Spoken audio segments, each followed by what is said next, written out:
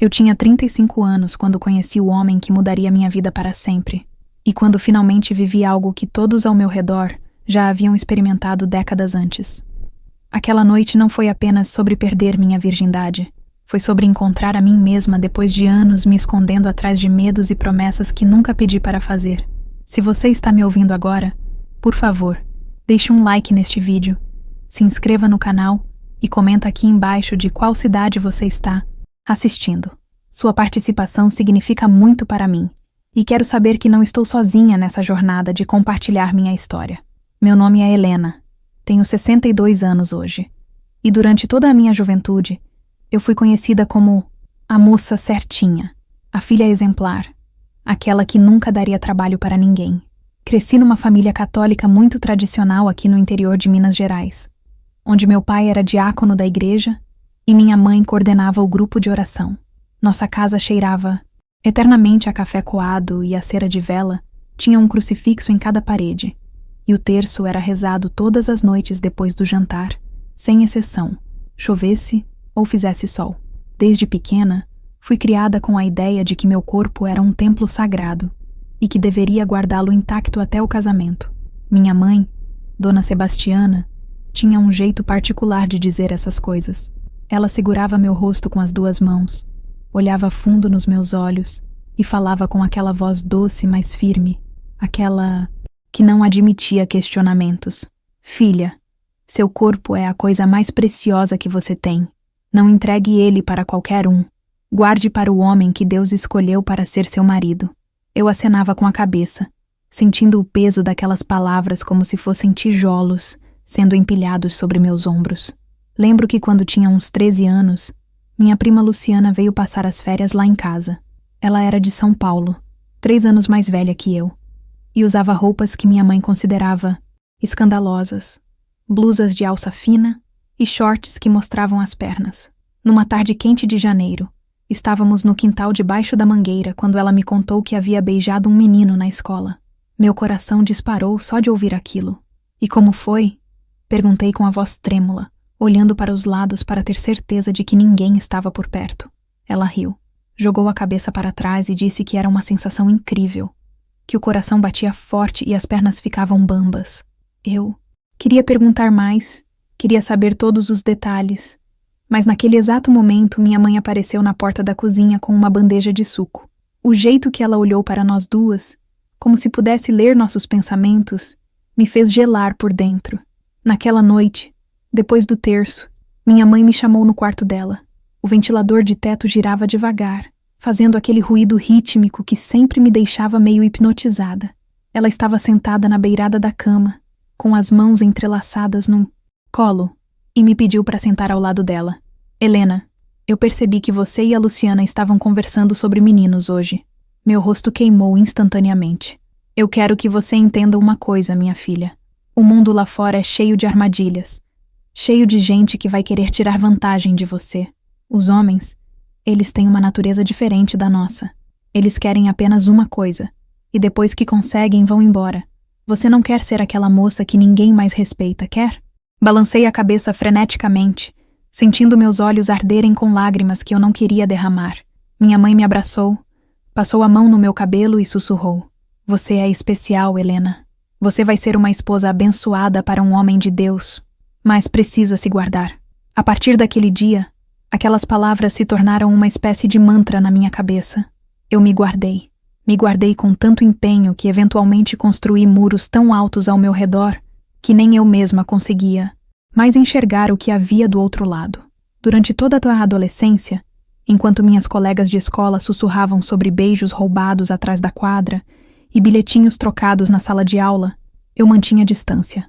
Quando algum menino demonstrava interesse, eu ficava gelada, desviava o olhar, inventava desculpas para sair de perto. Não era porque eu não sentisse nada. Pelo contrário, meu coração às vezes acelerava tanto quando certos meninos passavam por mim que eu tinha medo de desmaiar ali mesmo. Mas o medo era sempre maior. O medo de decepcionar meus pais, de manchar o nome da família, de me tornar aquela moça de quem as vizinhas falavam cochichando atrás dos portões. Terminei o ensino médio virgem, obviamente. Fui para a faculdade de pedagogia na cidade vizinha, e mesmo lá, longe dos olhos diretos dos meus pais, os muros continuavam firmes. Eu assistia às meninas do meu dormitório saírem aos sábados à noite, voltando de madrugada com risos altos e histórias que eu fingia não ter curiosidade de ouvir. Minha colega de quarto, a Mariana, era uma moça alegre de cabelos cacheados que adorava me provocar.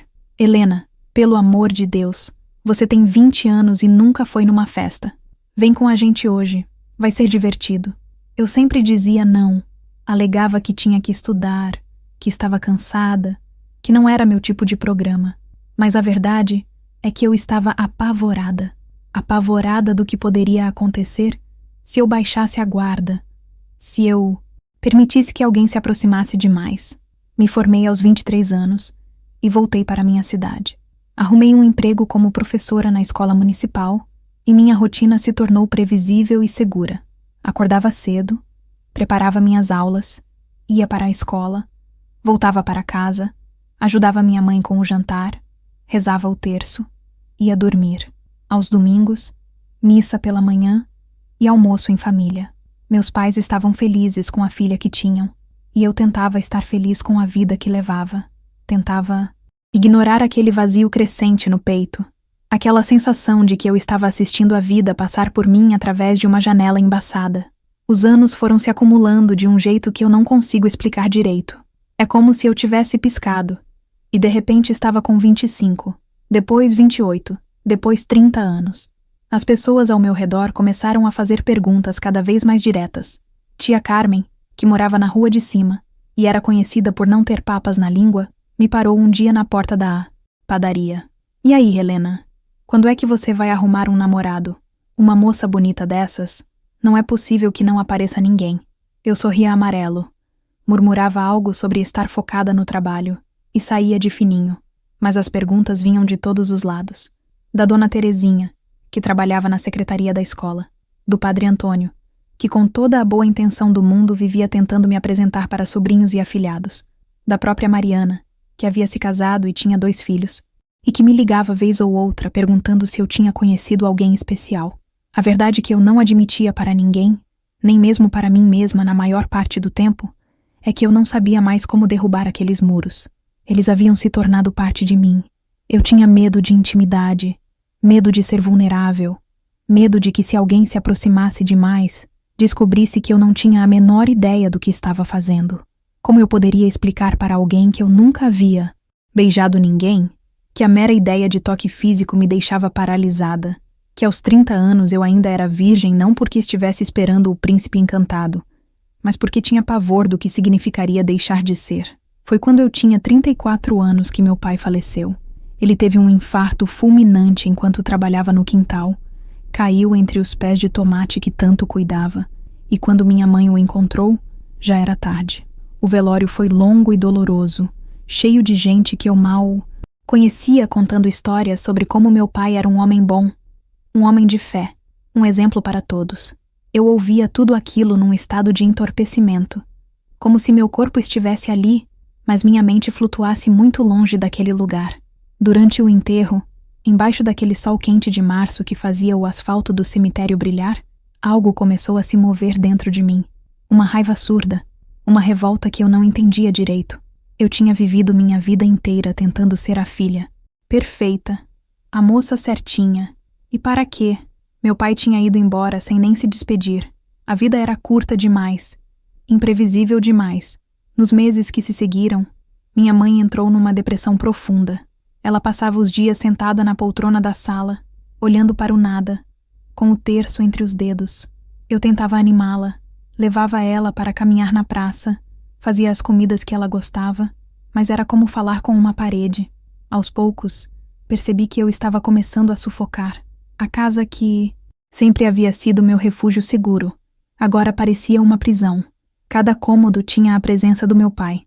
Cada objeto contava uma história de obediência e sacrifício. Eu precisava sair dali, nem que fosse por algumas horas. Foi assim que comecei a frequentar a biblioteca municipal.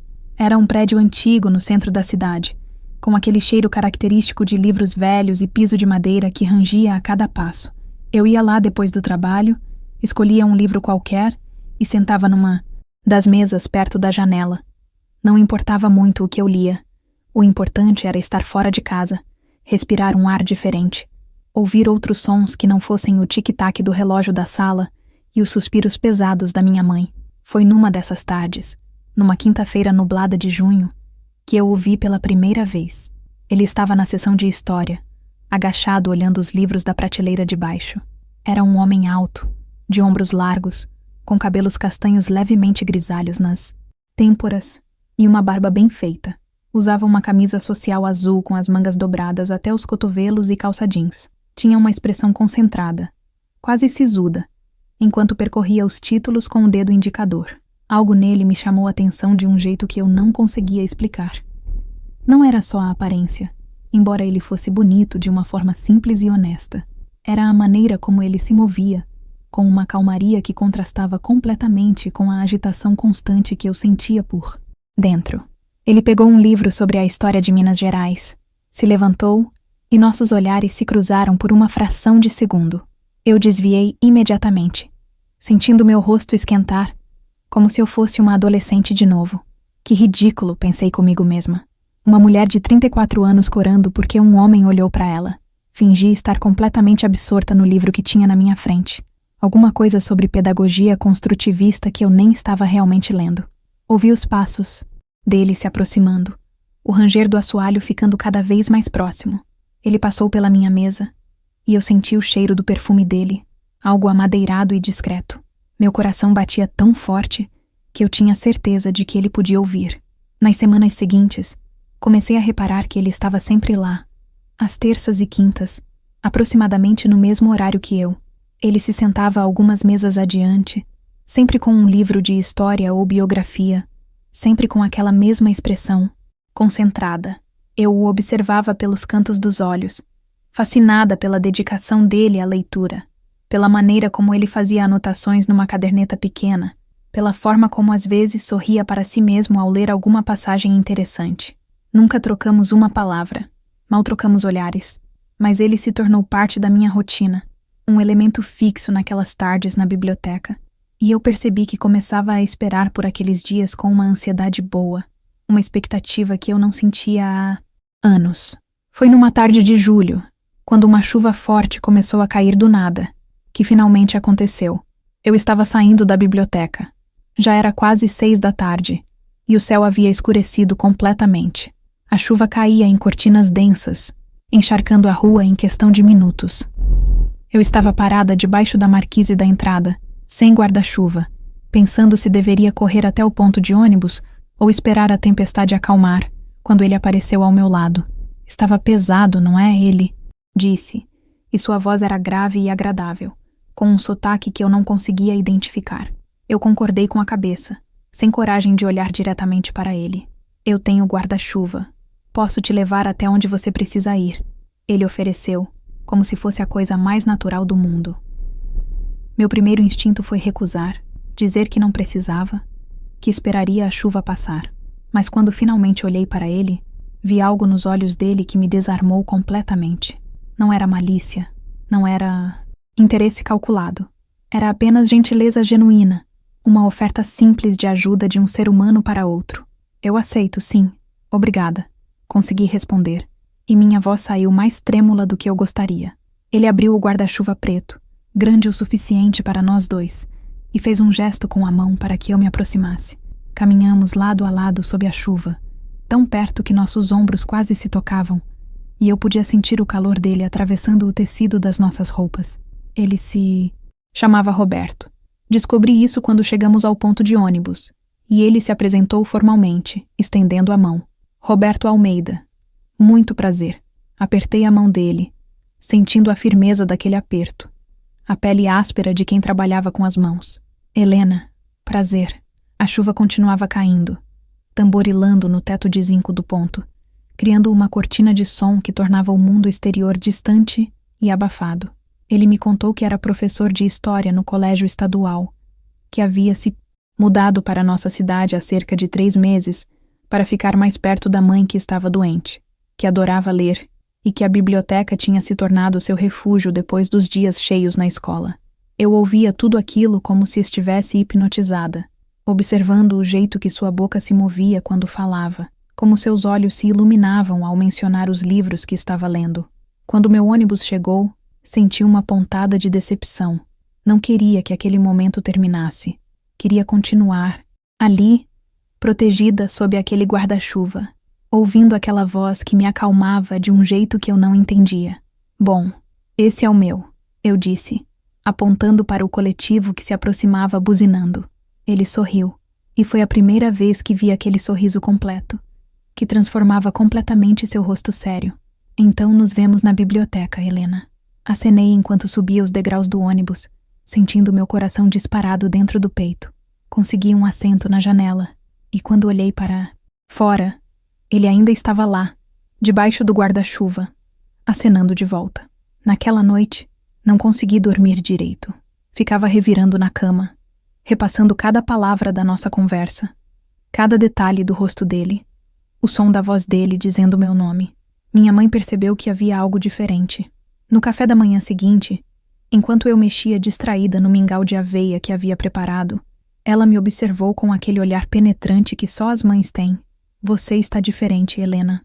Aconteceu alguma coisa? Não, mãe. Está tudo normal. Menti, evitando seu olhar. Mas sentia que não estava conseguindo esconder muito bem. Havia uma agitação dentro de mim, uma energia nova que não conseguia conter completamente. As idas à biblioteca passaram a ter um significado completamente diferente. Antes, eu ia para escapar da atmosfera pesada de casa. Agora, ia com a esperança de encontrá-lo. E encontrava. Às terças e quintas, como um relógio, lá estava Roberto, sempre com seus livros de história e sua caderneta de anotações. Só que agora a gente conversava. Primeiro foram apenas cumprimentos educados, um oi tímido, um como você está. Depois, ele começou a vir até minha mesa quando chegava, puxar uma cadeira e se sentar por alguns minutos antes de ir para seu canto de leitura.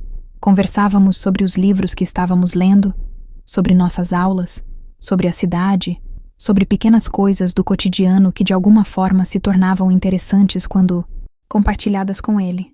Descobri que ele tinha 42 anos. Era divorciado há 5 anos, não tinha filhos. A ex-mulher havia decidido que queria uma vida diferente, mais agitada, mais cosmopolita, e havia se mudado para o Rio de Janeiro logo depois da separação. Ele falava sobre isso sem amargura, apenas com uma aceitação tranquila de que algumas coisas simplesmente não eram para ser. Percebi que admirava aquilo nele, aquela capacidade de aceitar as perdas sem se deixar destruir por elas. Era algo que eu nunca havia aprendido a fazer. Eu sempre tinha segurado tudo com tanta força, com tanto medo de perder, que nunca havia realmente vivido. Um dia, numa quinta-feira de agosto, ele me convidou para tomar um café depois da biblioteca. Tem uma padaria ali na rua de cima que faz um pão de queijo excepcional. Você topa? Meu primeiro impulso, como sempre, foi recusar. Inventar uma desculpa, dizer que precisava ir para casa, que minha mãe estava me esperando. Mas então, me lembrei daquele momento no cemitério, debaixo do sol escaldante, quando percebi que a vida era curta demais. Eu topo, sim, respondi, e vi o rosto dele se iluminar com aquele sorriso que já estava começando a significar tanto para mim. A padaria era pequena e aconchegante, com mesinhas de fórmica e cadeiras de plástico, cheiro de café fresco e pão assando. Pedimos café com leite e pão de queijo, e ficamos lá conversando por mais de 2 horas. Ele me contou sobre a infância no interior de São Paulo, sobre como tinha se apaixonado por história ao ler um livro sobre a Guerra de Canudos, que pegou por acaso na biblioteca da escola. Eu falei sobre minha família, sobre meu trabalho como professora, sobre como amava ver o momento em que alguma criança finalmente entendia um conceito que estava tentando ensinar havia dias. Não falei sobre o resto. Não falei sobre os muros, sobre o medo, sobre os 34 anos de solidão que eu carregava como uma segunda pele. Mas ele devia perceber algo. Tinha um jeito dele me olhar, como se pudesse ver através das camadas de proteção que eu havia construído. Não de forma invasiva, mas com uma curiosidade gentil, uma atenção genuína que me deixava simultaneamente vulnerável e segura. Quando nos despedimos naquela noite, na porta da padaria, ele tocou meu braço levemente, apenas por um segundo, e disse: "Gostei muito da nossa conversa, Helena. Espero que a gente possa fazer isso de novo." "Eu também, Roberto." Respondi, E dessa vez minha voz saiu firme. Os cafés se tornaram parte da nossa rotina. Depois da biblioteca, íamos para a padaria, ou para a lanchonete da esquina, ou simplesmente caminhávamos pelas ruas da cidade conversando. Minha mãe começou a fazer perguntas. Você tem chegado tarde, Helena. Onde você está indo depois do trabalho? Fui vaga nas respostas. Disse que estava ficando mais tempo na biblioteca, que tinha começado a fazer caminhadas para relaxar. Não era exatamente mentira, mas também não era a verdade completa. E pela primeira vez na vida, eu não me sentia culpada por isso. Havia uma parte de mim que estava despertando. Uma parte que eu nem sabia que existia. E eu não queria que ninguém interferisse nisso. Foi numa noite de setembro, depois de quase 3 meses de encontros regulares, que Roberto me convidou para jantar na casa dele. Não precisa ser nada formal, ele disse, enquanto caminhávamos pela praça principal depois do café. Só uma comida. Simples, um vinho, boa conversa. Meu coração deu um salto dentro do peito. Eu sabia o que aquele convite significava. Ou pelo menos o que poderia significar. Era um passo além das nossas conversas em lugares públicos. Uma intimidade diferente. Toda a minha criação gritava para que eu recusasse, para que mantivesse a distância segura. Mas aquela outra parte de mim, a parte que estava despertando, sussurrava que era hora de ser corajosa. Eu adoraria, Roberto, respondi, e vi a surpresa e a alegria no rosto dele. Sério? Ele perguntou, como se não pudesse acreditar que eu havia aceitado. Sério, confirmei, sorrindo de um jeito que senti meu rosto todo se iluminar. Ele segurou minha mão então, pela primeira vez, e aquele toque simples enviou ondas de calor pelo meu braço inteiro. Entrelaçou seus dedos nos meus, e ficamos assim por um momento, parados no meio da praça, enquanto as pessoas passavam ao nosso redor e as luzes dos postes se acendiam na penumbra do entardecer. Nos dias que antecederam o jantar, vivi num estado de ansiedade constante. Mudava de ideia a cada hora. Decidia que iria, e depois que não iria, imaginava 1000 cenários diferentes do que poderia acontecer. Minha mãe percebeu a agitação. Você está estranha, Helena. Nervosa. Está acontecendo alguma coisa que eu deveria saber. Não, mãe. É só trabalho. Muita coisa para corrigir. Menti mais uma vez, sentindo a culpa apertar meu peito. Mas a culpa já não era tão forte quanto antes. Estava sendo substituída por algo mais poderoso. Algo que eu ainda não conseguia nomear completamente, mas que tinha a ver com desejo, com vontade de viver, com a sensação de que eu merecia ter isso. Na sexta-feira marcada, passei horas me arrumando. Experimentei 3 vestidos diferentes antes de decidir por um azul marinho simples, que minha amiga Mariana havia me dado no Natal passado e que eu nunca havia usado porque achava elegante demais para minha vida rotineira. Passei batom, algo que raramente fazia, e deixei meu cabelo solto em vez de preso no coque habitual. Quando me olhei no espelho, quase não me reconheci. Havia um brilho nos meus olhos que não via há anos. Talvez nunca tivesse visto. Disse à minha mãe que iria jantar com uma colega de trabalho, mais uma mentira que se somava às outras, e saí de casa com o coração batendo tão forte que sentia ele na garganta. Roberto morava num apartamento pequeno perto do centro, no 2º andar de um prédio antigo, mas bem conservado. Quando toquei a campainha, minhas mãos tremiam. Ele abriu a porta com um sorriso enorme, usando uma camisa verde escura que realçava seus olhos castanhos. Você está linda, Helena, ele disse, e a sinceridade na voz dele me fez corar até a raiz dos cabelos. O apartamento era aconchegante e bagunçado de uma forma charmosa. Prateleiras cheias de livros cobriam as paredes da sala. Havia papéis e cadernos espalhados pela mesa de centro, um violão encostado num canto. Cheirava a alho e ervas, e pude ouvir o som de algo fritando na cozinha. Fiz um macarrão à carbonara. Espero que você goste, ele disse, me guiando para a sala. Tem vinho também, tinto, mas se você preferir outra coisa. Vinho está perfeito, respondi, sentando no sofá de tecido cinza que ocupava o centro da sala. Jantamos na mesinha de centro mesmo, sem formalidades, com os pratos apoiados nos colos e conversando entre garfadas. A comida estava deliciosa, o vinho era suave e agradável, e a conversa fluía com a mesma facilidade de sempre, mas havia algo diferente naquela noite, uma tensão subjacente, uma consciência aguçada da presença física um do outro. Eu percebia cada movimento dele, o jeito que seus dedos seguravam o copo de vinho, como ele passava a mão pelos cabelos quando ria, a maneira como seus olhos se demoravam em mim quando achava que eu não estava olhando. Depois do jantar, ele colocou uma música baixinha, algo instrumental e suave, e ficamos no sofá, conversando.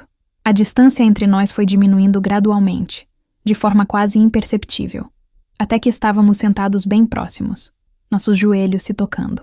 Helena, ele disse de repente, e havia algo na voz dele que fez meu coração parar por um instante. Eu preciso te falar uma coisa. Olhei para ele, sentindo minha respiração acelerar.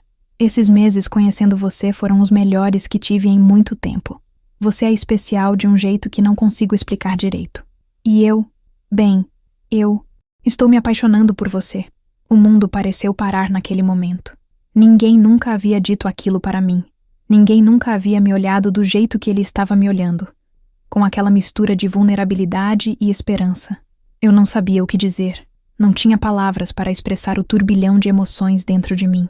Então, apenas me inclinei para a frente e o beijei. Foi desajeitado e trêmulo, meus lábios esbarrando primeiro no canto da boca dele antes de encontrar o alvo certo. Mas quando nossos lábios finalmente se encaixaram, quando senti a maciez e o calor dele, algo dentro de mim se quebrou. 34 anos de repressão, de medo, de muros cuidadosamente construídos. Tudo começou a desmoronar naquele beijo. Roberto me beijou de volta com uma delicadeza que me fez querer chorar. Suas mãos subiram para meu rosto, acariciando minha bochecha com os polegares, e eu senti a aspereza da pele dele contra a minha. Quando nos separamos, ambos estávamos sem ar, olhando um para o outro, com uma mistura de surpresa e algo mais profundo. Helena. Ele sussurrou meu nome como se fosse uma palavra sagrada. Eu não respondi, apenas o beijei de novo, dessa vez com mais urgência, sentindo todo aquele tempo perdido, todos aqueles anos de solidão querendo ser compensados naquele instante. Ficamos no sofá dele até tarde da noite, beijando, conversando, rindo, descobrindo um ao outro de formas que iam muito além do físico. Ele me contava histórias da infância enquanto brincava com meus dedos. Eu apoiava a cabeça no ombro dele e sentia o ritmo da respiração dele contra meu corpo. Era tudo tão novo, tão avassalador e ao mesmo tempo tão certo. Quando finalmente olhei o relógio e vi que já passava da meia-noite, um pânico me invadiu. Minha mãe deve estar desesperada, eu disse, me levantando abruptamente do sofá. Roberto segurou minha mão, puxando-me gentilmente de volta. Tudo bem, Helena. Eu te levo para casa. Não precisa ter medo. Mas eu tinha medo. Medo de enfrentar minha mãe. Medo das perguntas que ela faria. Medo de que esse momento mágico fosse contaminado pela realidade que me esperava do outro lado da porta de casa. No caminho, dentro do carro dele, um Gol velho, mas bem cuidado, Roberto segurou minha mão e disse: Eu sei que você está nervosa. Sei que sua família é tradicional. Mas, Helena, o que está acontecendo entre nós é bonito. É verdadeiro. Você não precisa ter vergonha disso. Eu queria acreditar nele, queria ter essa certeza. Mas anos de condicionamento não desaparecem assim tão facilmente. Quando cheguei em casa, encontrei todas as luzes acesas. Minha mãe estava sentada na sala, ainda vestida, com o terço nas mãos e uma expressão que eu não conseguia decifrar completamente. Estava em algum lugar entre preocupação e raiva. Onde você estava, Helena? São quase 1 da manhã. Eu liguei para a Sílvia. Ela disse que você não estava com ela. Meu coração afundou. A Sílvia era minha, colega de trabalho, aquela que eu havia usado como álibi. Mãe, eu posso explicar. Comecei, mas minha voz falhou. Ela se levantou, o terço balançando entre seus dedos, e caminhou até mim. Os olhos dela brilhavam com lágrimas não derramadas. Você está mentindo para mim, Helena. Minha própria filha, mentindo na minha cara. Eu não criei você para isso. A culpa que havia sido mantida à distância durante toda aquela noite maravilhosa voltou com força total, esmagando meu peito como uma pedra. Mãe, eu conheci alguém, consegui dizer, e minha voz saiu tão baixa que era quase um sussurro. Um homem. A gente tem saído, e eu gostei muito dele. O silêncio que se seguiu foi tão pesado que eu podia sentir o peso dele sobre meus ombros. Minha mãe me olhou como se não me reconhecesse. Um homem, ela repetiu, e havia algo na voz dela que me fez gelar. Você mal conhece esse homem e já está saindo até de madrugada com ele. Helena, o que aconteceu com você? Onde está aquela moça? Que eu criei. Tentei explicar. Tentei fazer ela entender que Roberto era diferente. Que ele me tratava com respeito. Que pela primeira vez na vida eu estava sentindo que realmente vivia. Mas quanto mais eu falava, mais fechada ela ficava. No final, ela apenas apertou o terço contra o peito e disse: Eu vou rezar por você, Helena. Vou rezar para que você não perca seu caminho completamente. E subiu as escadas para o quarto, deixando-me ali sozinha na sala, com as palavras dela ecoando na minha cabeça como uma sentença. Nos dias que se seguiram, a atmosfera em casa ficou insuportável. Minha mãe mal falava comigo, apenas o necessário, e sempre com aquele tom de decepção que era pior do que qualquer grito. Ela começou a fazer comentários sutis, pequenas alfinetadas que me atingiam em cheio. Passou na casa da dona Terezinha hoje. Ela sabe de um rapaz muito bom, filho de um comerciante daqui, homem de família. Talvez você devesse conhecê-lo. Ou então, a Carminha. Comentou que te viu entrando num carro com um homem.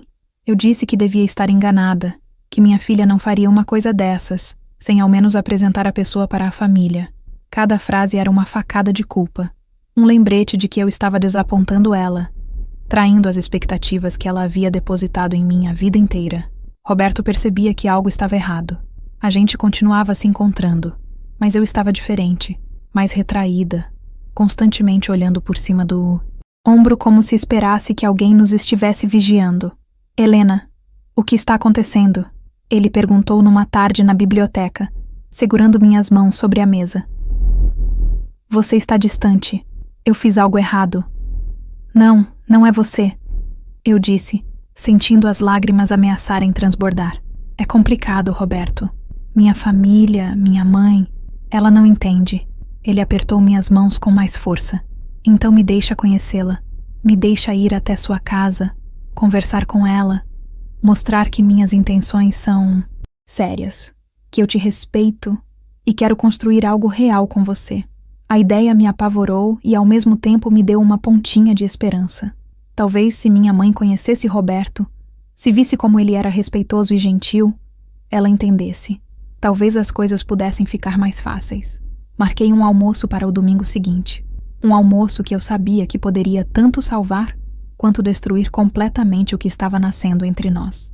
Passei os dias anteriores num estado de ansiedade constante, imaginando todas as formas que aquele encontro poderia dar errado. Quando o domingo chegou, acordei com o estômago embrulhado. Ajudei minha mãe a preparar o almoço.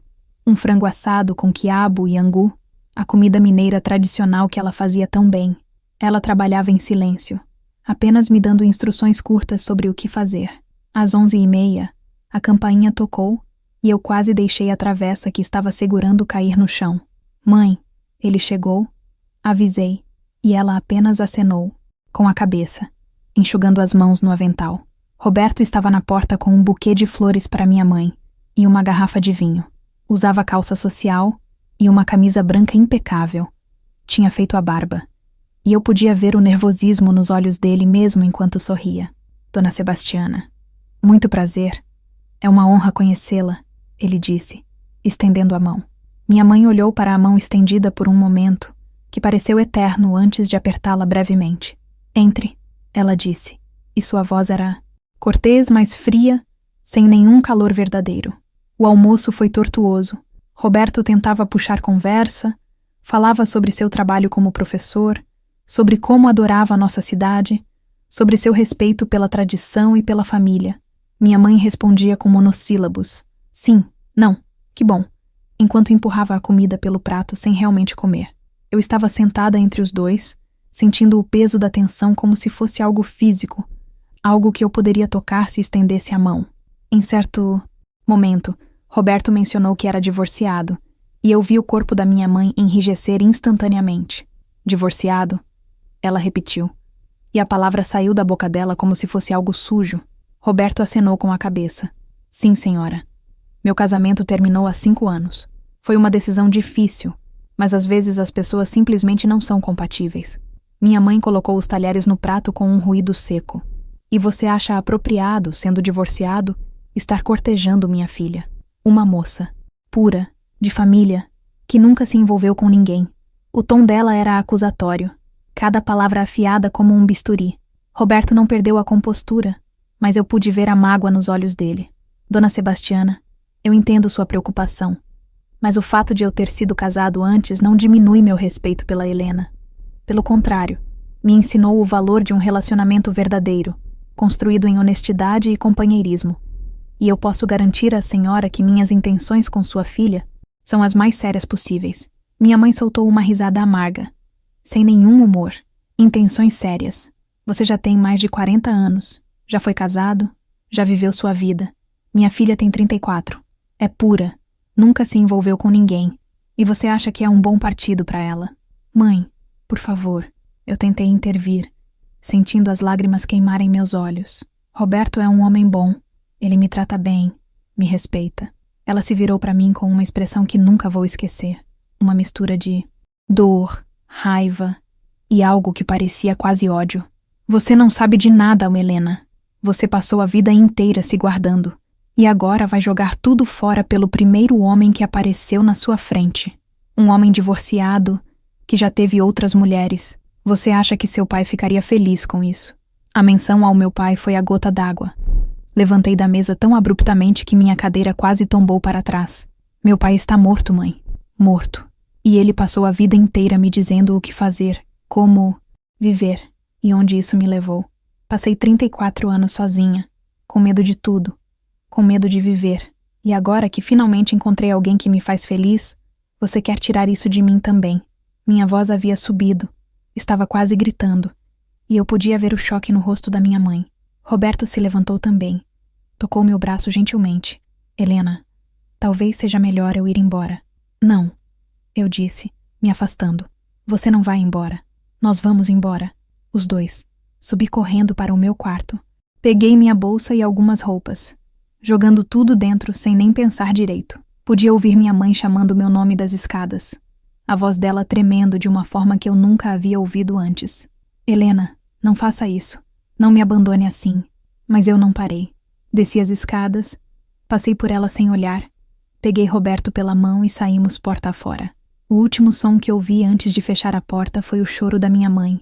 Um som baixo e quebrado que me partiu o coração, mas não foi suficiente para me fazer voltar.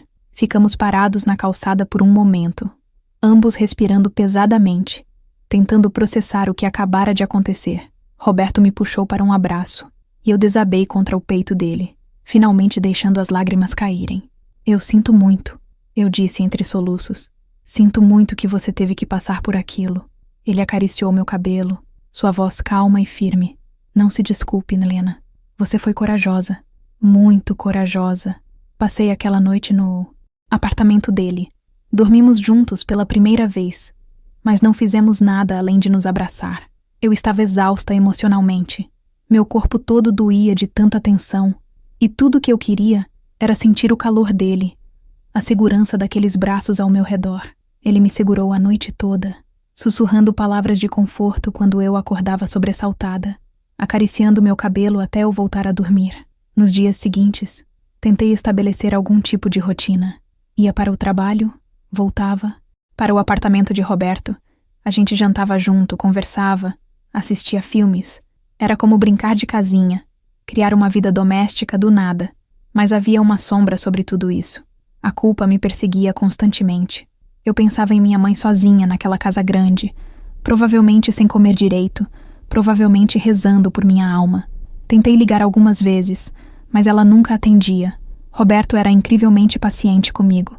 Percebia quando eu ficava distante, perdida em pensamentos, e me trazia de volta com um toque gentil, uma palavra carinhosa. Mas eu notava a preocupação nos olhos dele.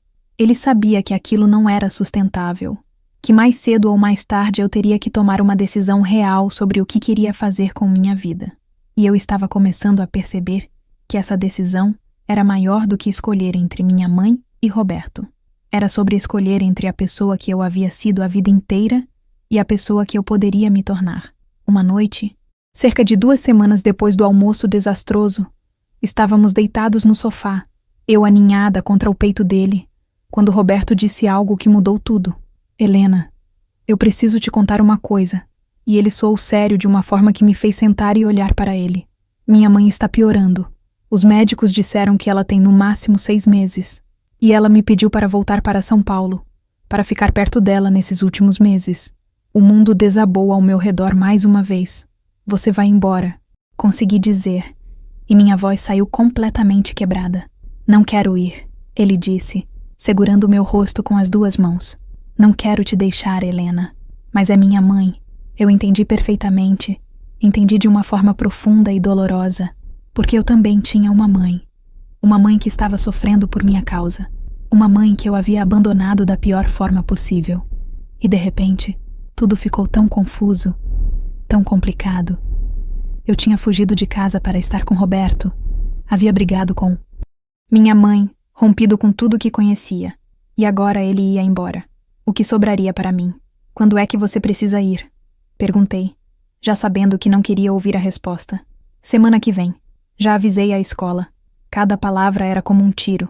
Eu apenas acenei, incapaz de falar, sentindo o peito apertar de uma forma que dificultava respirar. Helena, ele continuou, e sua voz estava cheia de emoção. Vem comigo. Vem para São Paulo.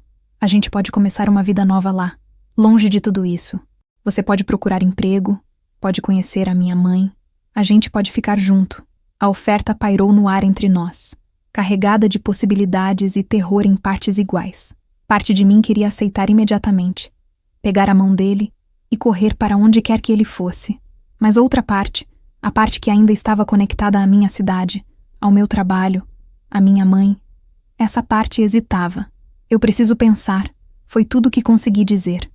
E ele entendeu, como sempre entendia, apenas me puxou, de volta para o abraço e ficamos assim, em silêncio, ambos sabendo que algo estava prestes a mudar irreversivelmente.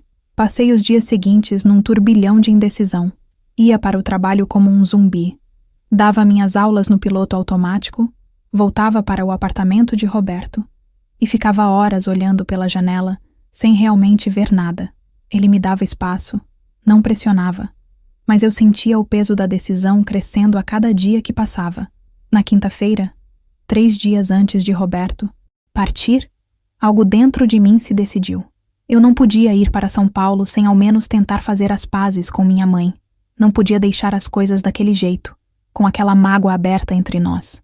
Roberto ofereceu ir comigo, mas eu disse que precisava fazer aquilo sozinha. Caminhei até minha antiga casa numa tarde nublada de outubro, cada passo pesado como chumbo. A casa parecia menor de alguma forma, mas apagada.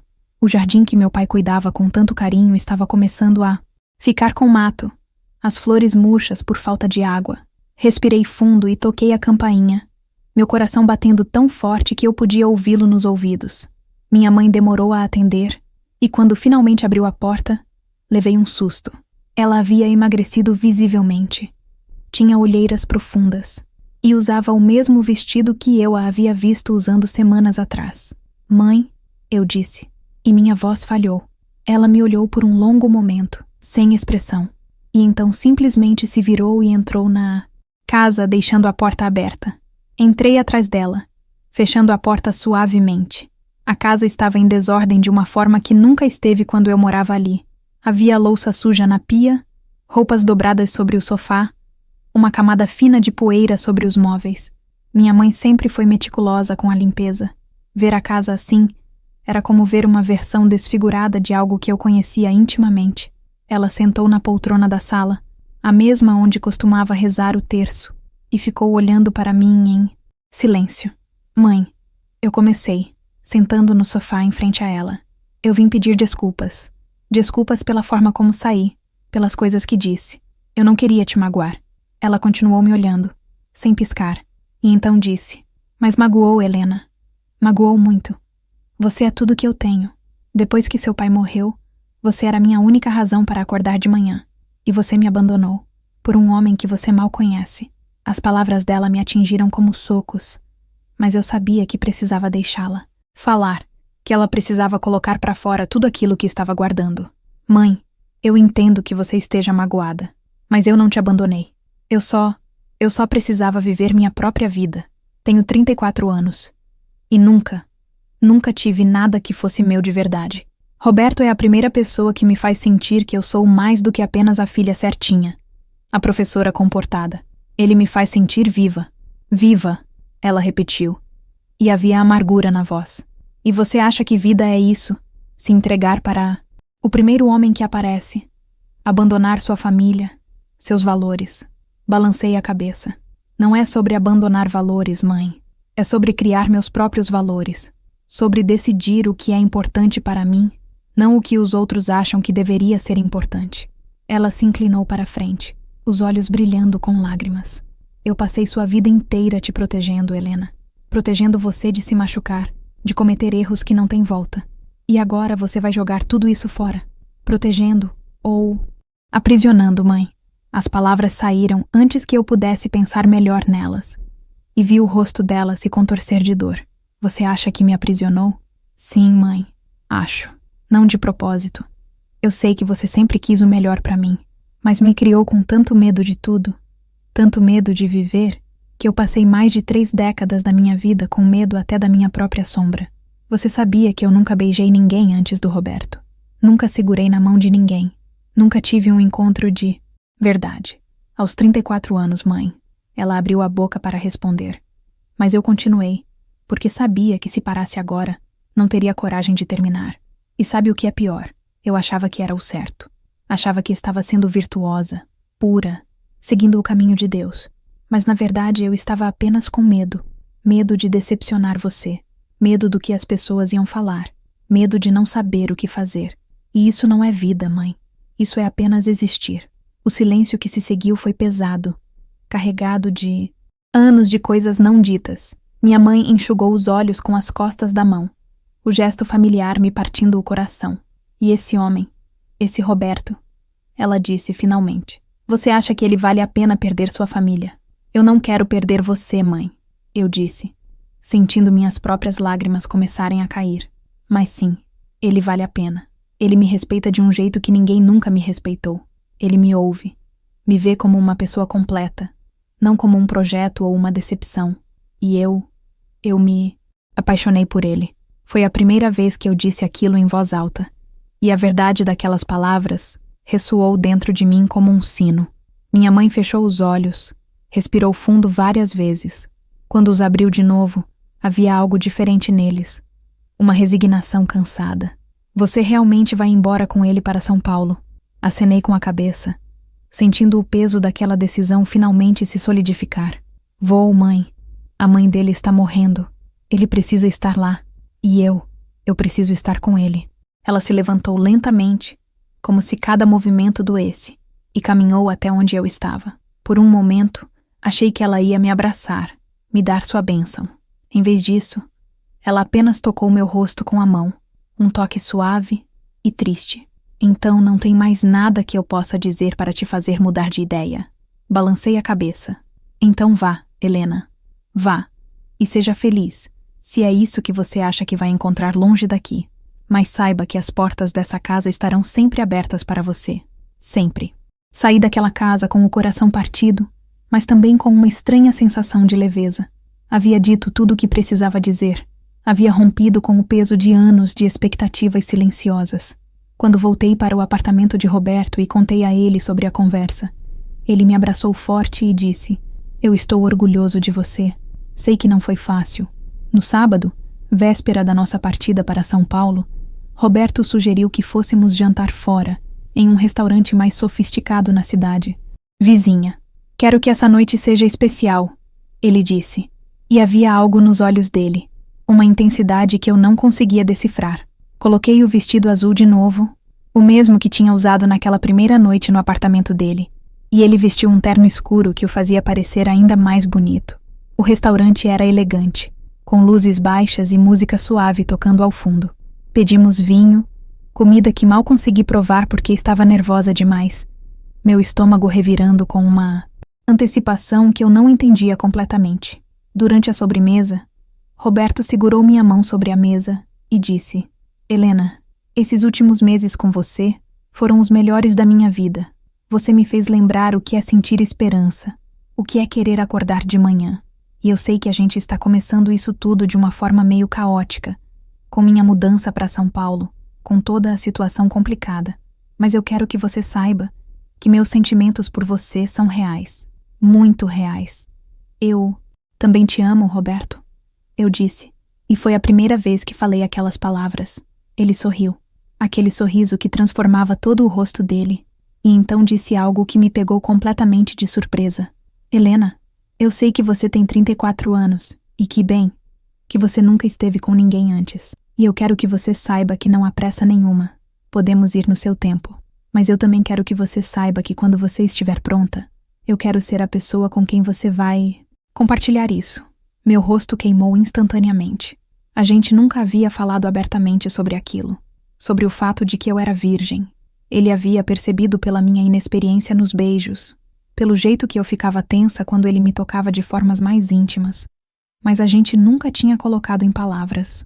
Roberto, eu comecei, sem saber bem o que dizer. Ele apertou minha mão. Não precisa dizer nada agora. Só queria que você soubesse que quando, se você quiser, vai ser bonito e respeitoso. Você merece isso. O caminho de volta para o apartamento foi silencioso, mas não de uma forma desconfortável. Era um silêncio carregado de expectativa, de possibilidades não ditas. Quando entramos no apartamento, Roberto começou a fazer café, a rotina habitual do final de noite. Mas eu não queria café. Não queria mais rotina. Queria finalmente dar aquele passo que vinha adiando por 34 anos. Não por medo ou obrigação, mas porque era a minha escolha. Porque eu queria. Roberto, eu disse. E minha voz saiu mais firme do que eu esperava.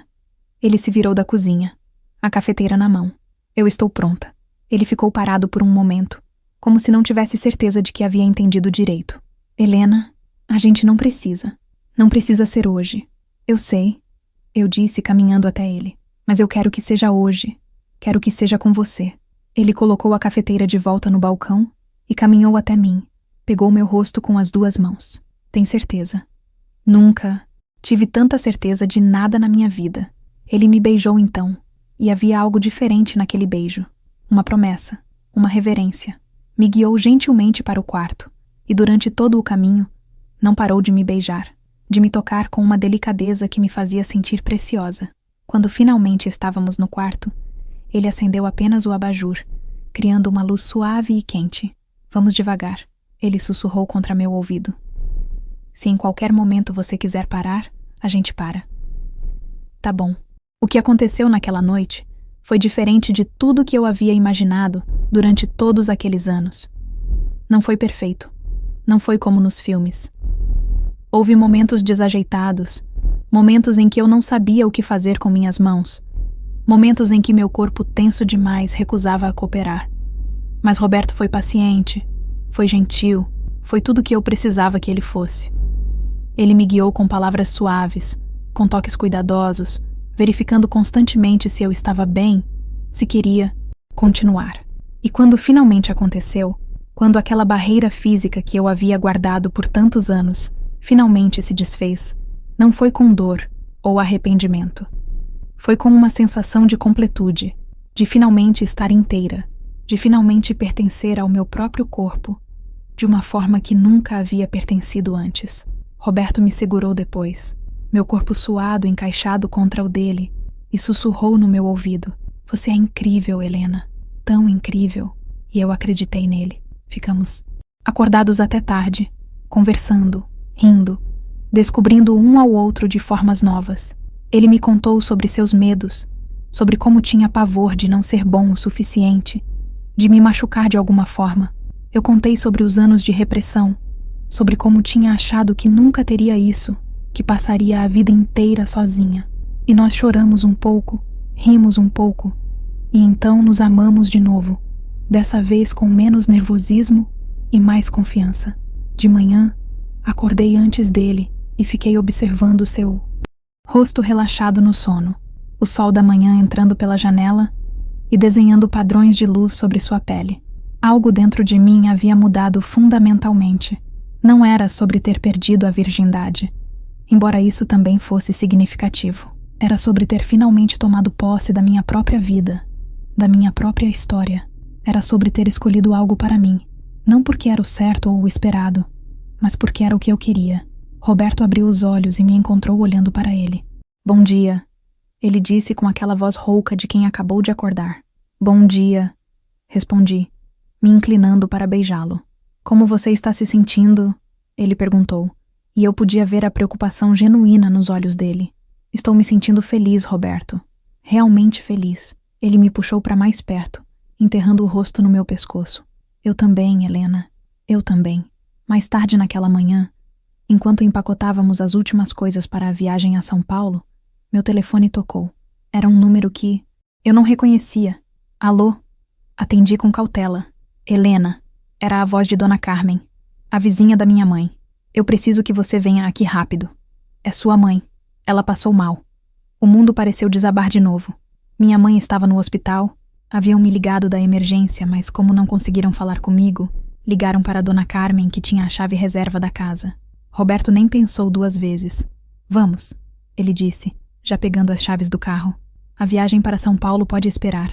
Chegamos. Ao hospital em tempo recorde, meu coração batendo descompassado no peito. Encontrei minha mãe numa maca no corredor da emergência. Pálida, mas consciente. Helena, ela disse quando me viu. E sua voz era fraca. Você veio. Claro que vim, mãe. Eu disse, segurando sua mão. O que aconteceu?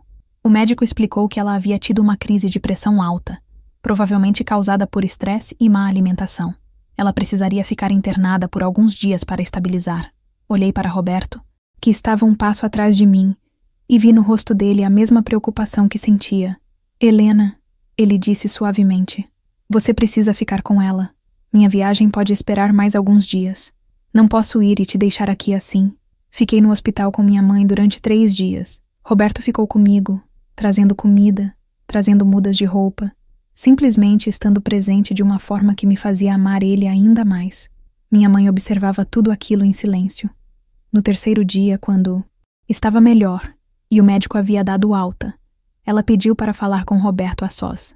Fiquei do lado de fora do quarto, nervosa, imaginando o que eles estariam conversando. Quando Roberto saiu, 15 minutos depois, tinha os olhos vermelhos. O que aconteceu? Perguntei, segurando seu braço. Ele balançou a cabeça. Sua mãe é uma mulher incrível, Helena. Ela me pediu desculpas. Disse que estava errada sobre mim, que via agora como eu te tratava, como eu cuidava de você, e me pediu para cuidar bem de você em São Paulo, para não deixar nada de ruim acontecer com você. As lágrimas correram pelo meu rosto. Entrei no quarto e encontrei minha mãe sentada na cama, com uma expressão mais leve do que havia visto em semanas. Mãe, comecei, mas ela levantou a mão. Não precisa dizer nada, Helena. Eu estava errada. Errada sobre ele. Errada sobre muita coisa. Só quero que você seja feliz. E se ele te faz feliz, então tem minha bênção. Abracei minha mãe e choramos juntas. Anos de mágoa e mal-entendidos finalmente começando a se dissolver naquele abraço. Quando saímos do hospital, era domingo de manhã e São Paulo nos esperava. A viagem até São Paulo foi longa, quase 6 horas de estrada, mas passaram num piscar de olhos. Roberto dirigia com uma mão no volante e a outra entrelaçada na minha, e a gente conversava sobre tudo e sobre nada, fazendo planos para o futuro, imaginando como seria a nossa vida na cidade grande. Eu estava nervosa, claro. Nunca tinha saído. De Minas Gerais, nunca tinha vivido longe da minha cidade natal. Mas pela primeira vez na vida, o medo não era paralisante, era excitante. Chegamos à tarde num bairro residencial na zona sul da cidade, uma área com ruas arborizadas e prédios baixos. A mãe de Roberto morava num apartamento pequeno no térreo, e quando ela abriu a porta, entendi imediatamente de onde Roberto havia herdado seus olhos gentis. Dona Marlene era uma senhora franzina de cabelos completamente brancos, com um sorriso caloroso que me fez sentir bem-vinda instantaneamente. Você deve ser a Helena, ela disse, me puxando para um abraço apertado. Roberto não para de falar de você. Os primeiros meses em São Paulo foram de adaptação intensa. Roberto precisava passar muito tempo cuidando da mãe dele, acompanhando nas consultas médicas, fazendo companhia. Eu arrumei um emprego temporário numa escola particular, perto de onde morávamos, dando aulas de reforço para crianças do ensino fundamental. O salário não era grande, mas ajudava. À noite, a gente jantava com Dona Marlene, e ela contava histórias da vida dela, do falecido marido, de Roberto criança, Eu adorava aqueles momentos. Adorava ver Roberto rindo das próprias travessuras de infância. Adorava sentir que estava fazendo parte de uma família de verdade. Dona Marlene deteriorou rapidamente. Em 3 meses, ela já estava acamada. E em 5, mal conseguia falar. Roberto sofria visivelmente, mas tentava não mostrar na frente. Dela. Eu aprendi a cuidar dela também, a trocar as roupas de cama, a dar os remédios nos horários certos, a preparar as sopas leves que eram tudo o que ela conseguia engolir. Numa noite de abril, ela me chamou no quarto. Sua voz era tão fraca que precisei me inclinar bem perto para ouvir. Obrigada por cuidar do meu menino, ela disse. Ele merece ser feliz. E você o faz feliz. Segurei a mão dela, tão fina que parecia que ia quebrar ao toque. Ele também me faz feliz, Dona Marlene. Muito feliz. Ela faleceu 3 dias depois, numa manhã de sábado, enquanto dormia. Roberto estava segurando a mão dela. E eu estava segurando Roberto. O velório e o enterro foram cerimônias pequenas, mas emocionantes, com alguns vizinhos e amigos antigos prestando suas homenagens. Durante todo o processo, eu fiquei ao lado de Roberto, dando o suporte que ele havia me dado quando meu pai morreu, e percebi que era isso que significava amar alguém de verdade. Estar presente nos momentos difíceis, segurar a mão quando o mundo desabava. Depois do luto inicial, precisamos tomar algumas decisões sobre o futuro. Roberto não queria mais ficar naquele apartamento cheio de memórias dolorosas. Encontramos um lugar pequeno para alugar em outro bairro. Um apartamento de 1 quarto com uma varanda minúscula, mas que recebia sol pela manhã. Era nosso. Pela primeira vez, tínhamos um espaço que era verdadeiramente nosso. Não emprestado, não provisório. Decoramos com móveis de segunda, mão que compramos em brechós, com plantas que eu cultivava na varanda, com fotos que tiramos juntos explorando a cidade. Eu consegui uma posição efetiva numa escola estadual. E Roberto foi contratado numa escola particular, onde o salário era melhor. Nossa rotina se estabeleceu de uma forma tranquila e confortável. Acordávamos cedo, tomávamos café juntos, íamos para nossas respectivas escolas, voltávamos à noite cansados, mas felizes de nos encontrar novamente. Cozinhávamos juntos, assistíamos filmes enroscados no sofá, fazíamos amor sem pressa e sem culpa, apenas aproveitando a presença um do outro. Mas nem tudo era perfeito. Havia dias em que a saudade de casa apertava o peito de uma forma sufocante. Dias em que eu ligava para minha mãe e a ouvia sozinha naquela casa grande, e a culpa voltava a me visitar. Mãe, por que você não vem passar uns dias aqui com a gente? Eu sugeria constantemente, mas ela sempre recusava. Dizia que era velha demais para mudanças, que estava bem lá, que tinha suas amigas, sua igreja, sua rotina. Até que um dia, quase 1 ano depois da nossa mudança, ela ligou chorando.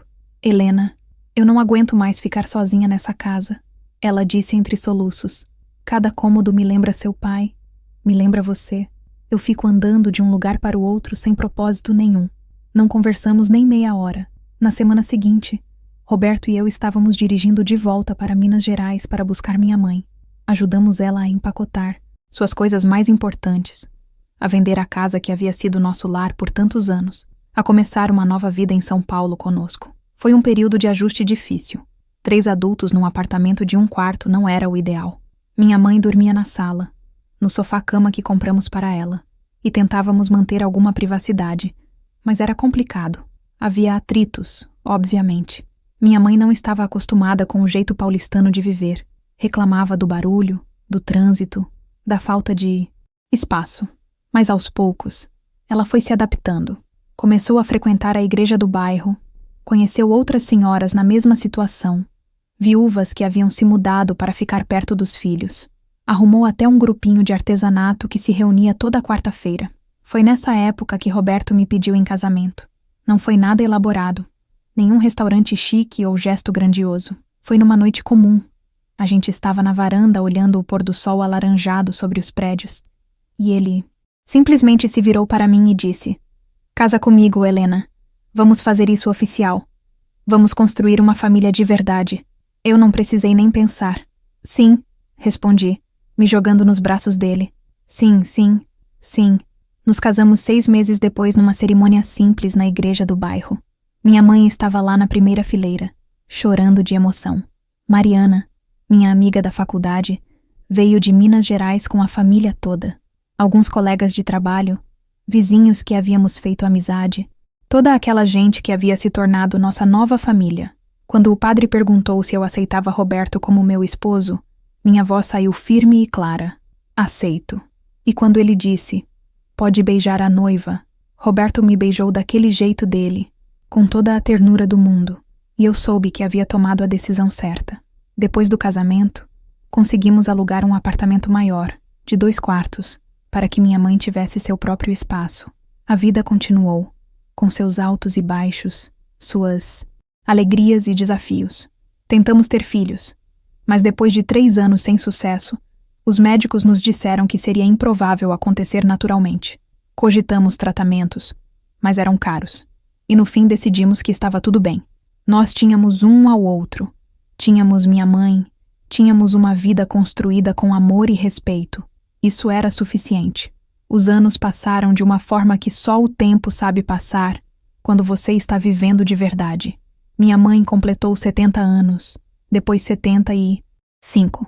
Sua saúde começou a fraquejar, diabetes, problemas no coração, a lista de remédios crescendo a cada consulta médica.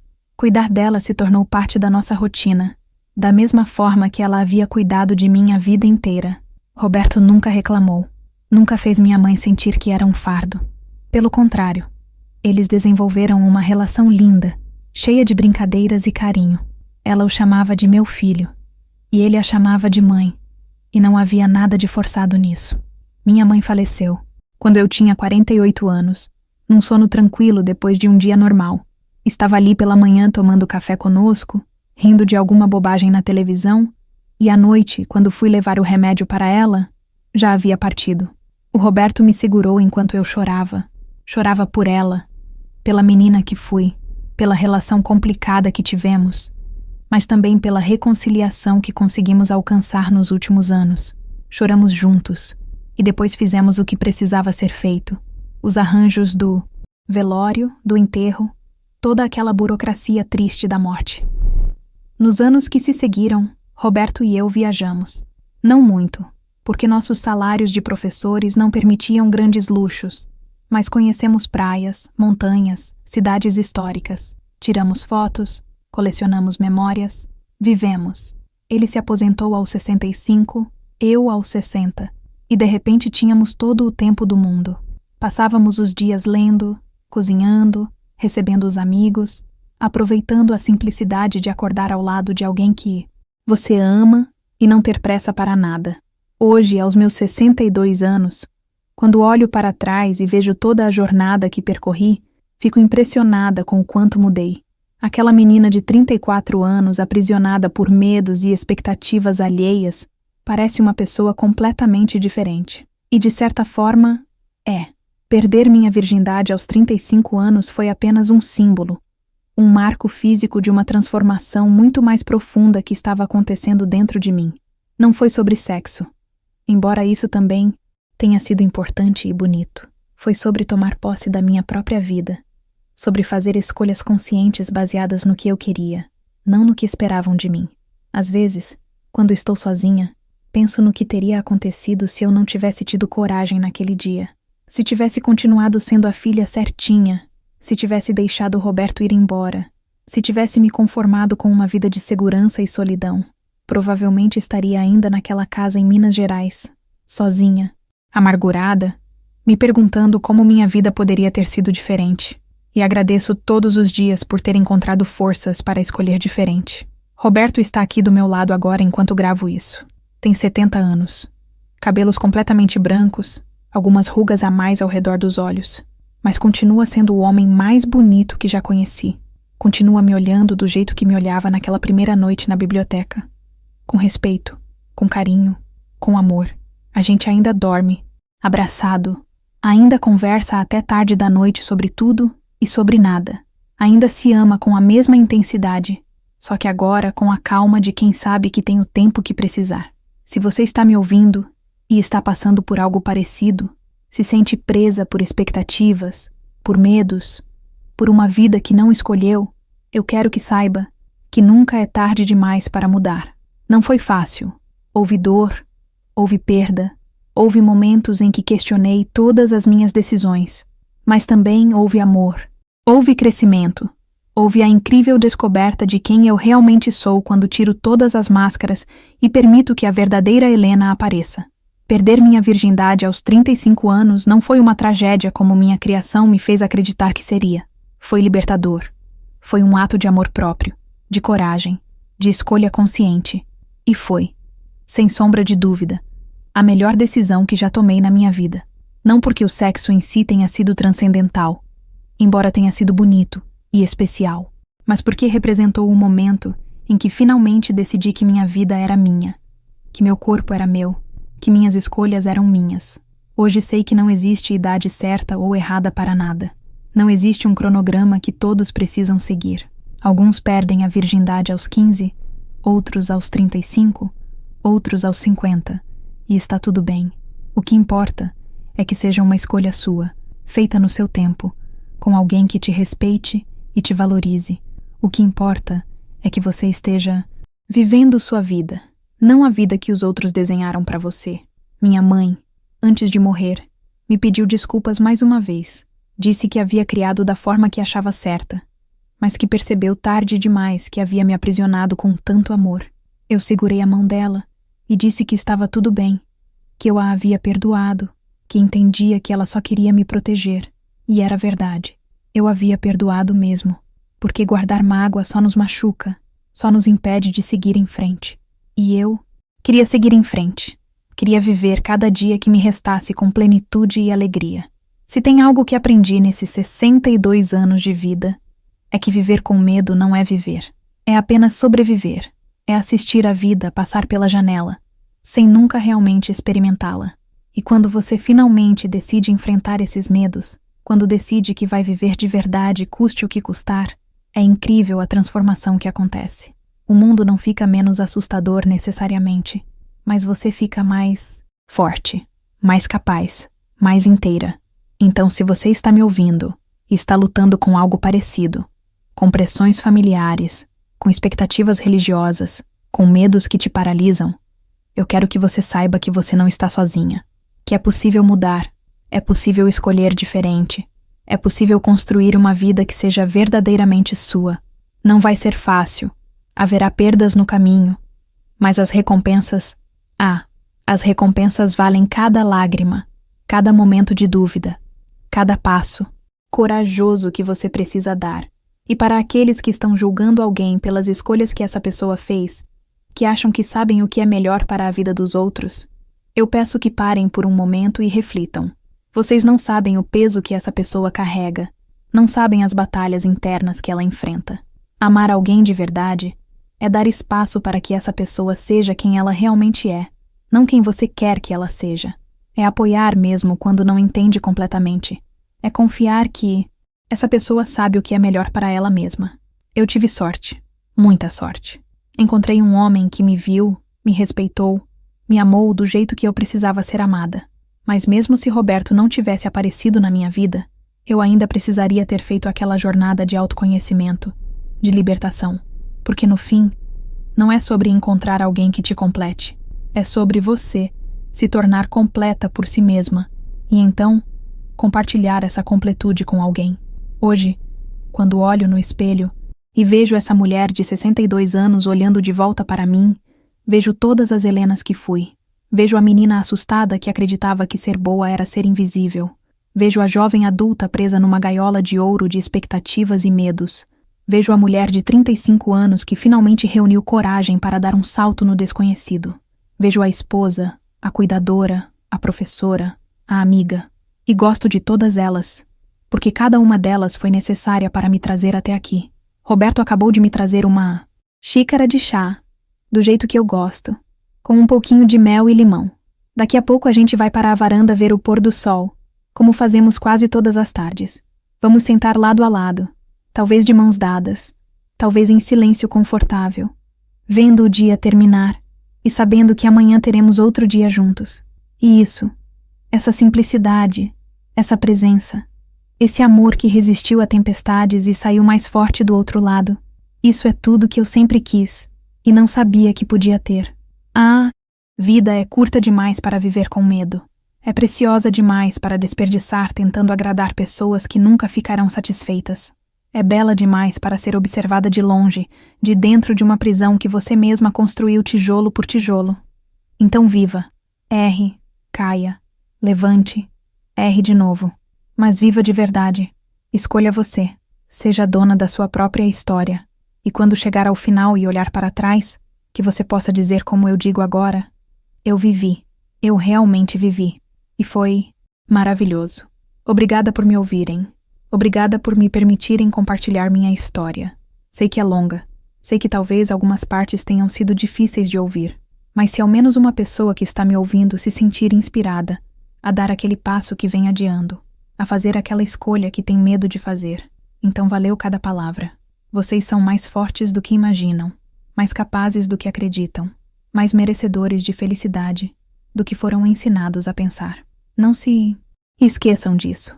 Nunca se esqueçam disso.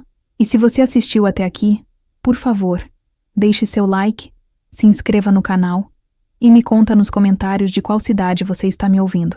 Me conta sua história também, se sentir confortável. Porque no fim, é isso que nos conecta. Essas histórias de luta, de superação, de humanidade imperfeita mas bonita. Estamos todos nessa jornada juntos, cada um com seus desafios, cada um com suas vitórias. E compartilhar essas histórias nos faz sentir menos sozinhos, mais compreendidos, mais humanos. Um abraço enorme de uma senhora de 62 anos que perdeu sua virgindade aos 35 e nunca se arrependeu, que encontrou o amor quando já não esperava mais, que construiu uma vida bonita nos destroços do que poderia ter sido, que aprendeu que nunca é tarde demais para recomeçar, que descobriu que a melhor versão de si mesma estava escondida atrás de todos aqueles medos, esperando pacientemente para ser libertada, e que hoje, sentada na varanda, com o amor da sua vida ao lado, pode dizer com certeza absoluta que cada escolha corajosa, cada passo assustador, cada momento de dúvida valeu infinitamente a pena. Até a próxima. E lembrem-se sempre, sua vida é sua, vivam ela,